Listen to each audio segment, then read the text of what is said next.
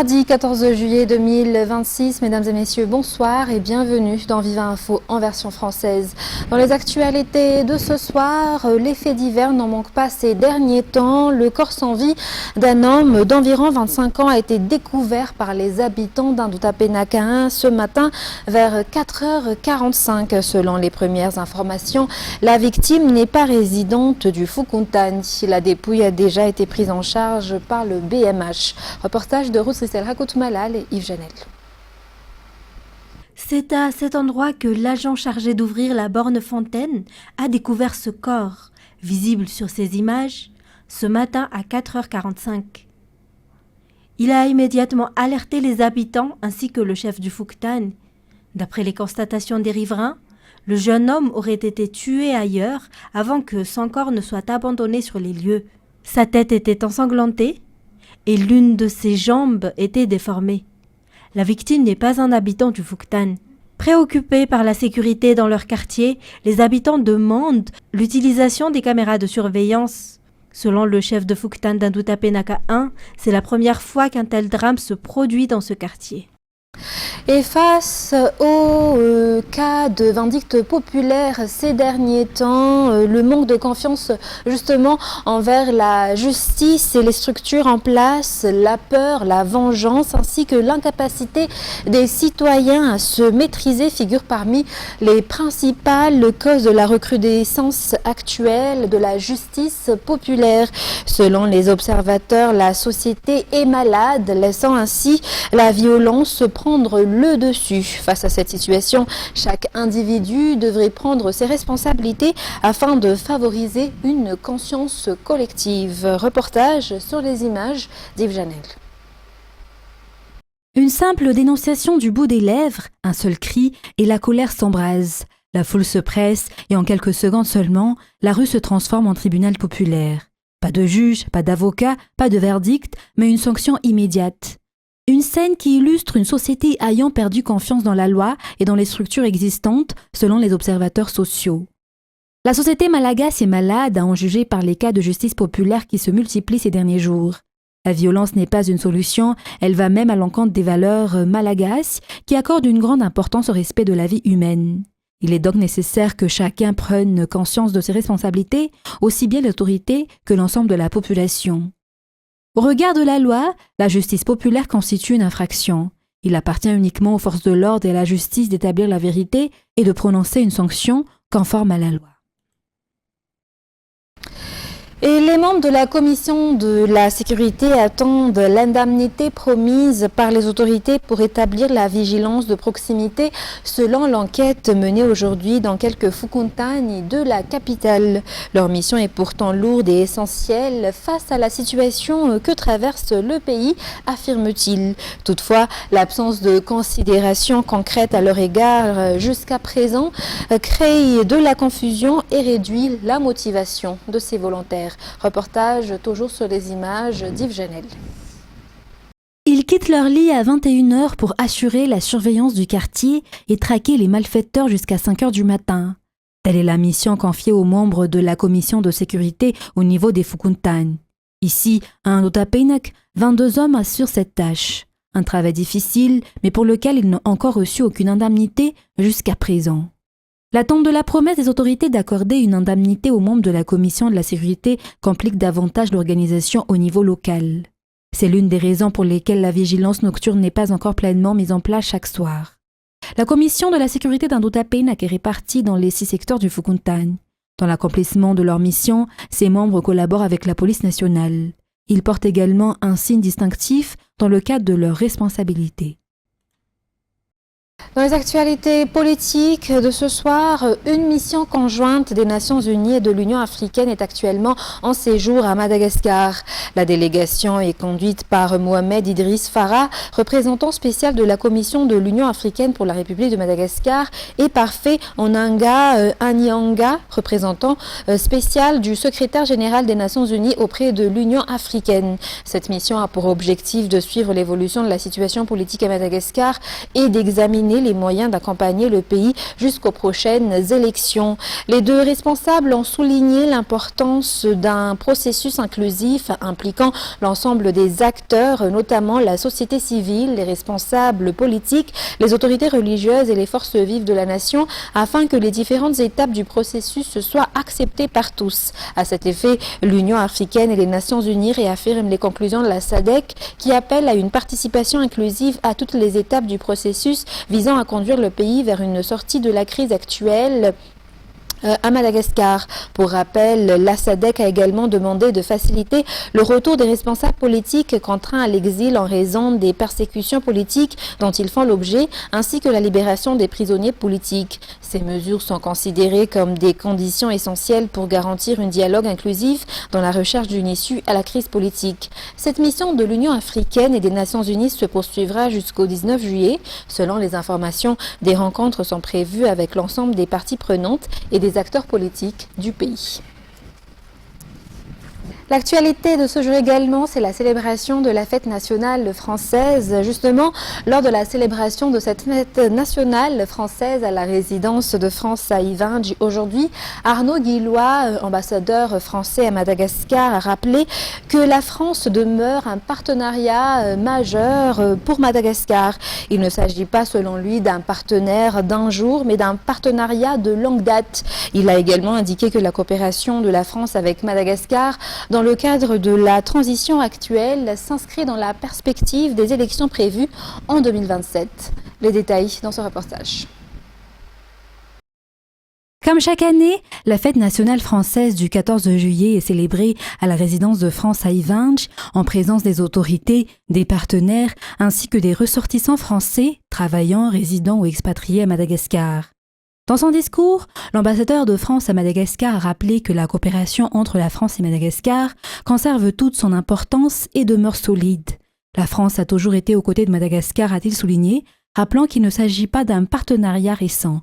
Madagascar peut compter pour ce faire sur des partenaires constants, fiables et transparents. Pas des partenaires d'un jour, mais des partenaires de toujours. L'Union européenne et ses États membres en sont assurément, qui partagent l'objectif commun d'un Madagascar plus prospère, plus stable et plus démocratique. Nous formons le vœu que les espoirs nés des événements de l'automne se concrétisent et que les objectifs de la refondation tels qu'ils ont été exprimés et réitérés depuis octobre permettent l'organisation d'élections crédibles, équitables, transparentes d'ici la fin 2027. Dans son discours, il a notamment cité des exemples illustrant cette coopération, en particulier dans le domaine économique. La France demeure l'un des principaux partenaires économiques du pays au travers de ses 55 filiales, mais également de centaines d'entreprises à capitaux français dans des secteurs diversifiés et structurants pour l'avenir de Madagascar. Elles emploient chaque jour des dizaines de milliers de salariés malgaches qui participent au développement économique du pays.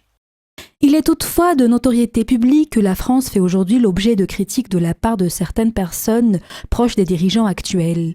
S'y ajoute également le rapprochement des autorités malagasy avec la Russie. Aujourd'hui, l'ambassadeur de France Arnaud Guillois a évoqué les répercussions des conflits au Moyen-Orient et a rappelé les effets déjà observés de la guerre entre l'Ukraine et la Russie. Au sommet Africa Forward de Nairobi, tous les chefs d'État et de gouvernement présents, l'Union africaine également, ont adopté la déclaration de Nairobi pour la paix et la sécurité en Afrique et ont rejeté ainsi les ingérences extérieures, la privatisation de la sécurité et le recours au mercenariat en Afrique. Comme ses pairs africains, Madagascar n'est pas immunisé aux grandes crises dans le monde. La guerre au Moyen-Orient a affecté le cours des produits pétroliers et agricoles, affectant tous les Malgaches dans leur quotidien. C'était déjà le cas en 2022, au moment de l'invasion de l'Ukraine, dont on nous avait dit qu'elle durerait 3 jours et qui dure depuis plus de 4 ans, engendrant sur mon continent, l'Europe, des millions de victimes, de déplacés ou de réfugiés, et des effets induits dont Madagascar est également la première victime. Je pense au prix des matières premières, mais aussi à l'usurpation du pavillon malgache par des navires de la flotte fantôme russe qui transportent, au mépris de Madagascar et des règles maritimes internationales, des hydrocarbures qui alimentent une guerre illégitime et meurtrière. Ce diplomate français arrive au terme de son mandat à Madagascar. Il a remercié aujourd'hui toutes les personnes avec lesquelles il a collaboré, sans exception.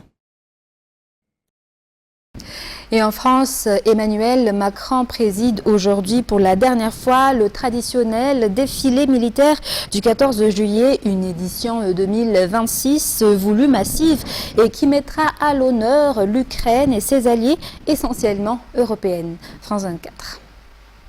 Dernière descente des Champs-Élysées dans le fameux commande-car, aux côtés du chef d'état-major des armées. Dernier passage des troupes en revue. Dernière apparition en chef de guerre.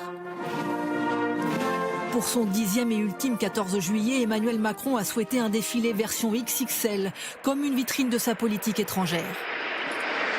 Premier symbole, lorsque les 9 Alpha Jets de la patrouille de France ouvrent le défilé aérien, c'est entouré de 2 Mirage 2000, pilotés par des binômes franco-ukrainiens. Dans la tribune présidentielle, aux côtés de 25 chefs d'État étrangers, Volodymyr Zelensky en invité d'honneur. Le président ukrainien qui applaudit comme le public ces 25 militaires venus de Kiev. Saluer aussi les 500 soldats de la coalition des volontaires, prêts à se positionner en cas de cessez-le-feu en Ukraine. Dans la foule, nombreuse, qui se presse sur les Champs-Élysées, de l'admiration et de la gravité. L'audace à la française, voilà, surtout en cette période d'enjeux stratégiques importants et de nécessité de mettre en avant nos forces. Dans le temps qu'on traverse avec toutes les guerres autour de nous, il faut que la France affirme qu'elle est aussi une grande puissance. Une démonstration de force placée sous le signe du réveil européen selon l'Élysée. 6700 soldats, dronistes, marins, 98 avions, 31 hélicoptères au-dessus de Paris. Un nombre record, toutes les forces impliquées dans la défense à l'est de l'Europe. Et l'émotion des familles des militaires. Pour l'instant, je suis là pour voir mon fils, je l'ai vu, c'est beaucoup de fierté, beaucoup de fierté. Dans les contextes qu'on a et qu'on connaît au niveau du monde, c'est peut-être important, peut-être aussi un peu inquiétant, sûrement nécessaire aussi. Pour le final, une ultime Marseillaise. Et une photo pour l'histoire, autour de Volodymyr Zelensky, l'Europe unie. Restons toujours à l'étranger, notamment en Espagne. 5 Britanniques, 3 Belges, 1 Française et un Espagnol ont été identifiés grâce aux autopsies parmi les victimes de l'incendie en Andalousie, dans le sud de l'Espagne, ont indiqué hier les autorités. Le feu, désormais maîtrisé, est l'un des plus meurtriers de l'histoire récente du pays. France 24. Pedro Sanchez, aux côtés des équipes de secours toujours mobilisées face à l'incendie meurtrier d'Andalousie. Sur place, le Premier ministre espagnol promet des moyens pour reconstruire la zone ravagée et alerte face à l'urgence climatique. L'urgence climatique tue et par conséquent, toutes les administrations et la société dans son ensemble doivent être à la hauteur du défi qui nous attend. Nous ne devons pas seulement réagir lorsque ces incendies se déclarent, mais nous devons aussi les prévenir. Le feu se serait déclaré suite à la rupture d'une ligne électrique, embrasant la végétation particulièrement desséchée par la chaleur. 7000 hectares brûlés et un bilan humain très lourd. Cet incendie est le plus meurtrier qu'ait connu l'Espagne depuis 40 ans. Selon certaines familles de victimes, aucun ordre d'évacuation n'aurait été donné lorsque les flammes se sont propagées à une vitesse atteignant 100 mètres par minute. Cet habitant a fui en urgence avec sa femme, lui en moto, elle en voiture, mais depuis, il ne l'a plus revue. On était les premiers à se poser. Les autorités auraient dû organiser des passages, du porte-à-porte, communiquer avec un mégaphone pour nous demander d'évacuer. Mais tout ça, rien n'a été fait. Le feu est désormais stabilisé. 1500 habitants évacués ont pu regagner leur domicile. Ces personnes qui ont péri n'avaient aucune consigne à suivre. Elles ont fait de leur mieux pour fuir, mais elles en ont payé le prix. 4 Britanniques et 1 Française font partie des premières victimes. Mais le bilan reste provisoire. Le nombre de personnes portées disparues pourrait, selon les autorités, encore évoluer.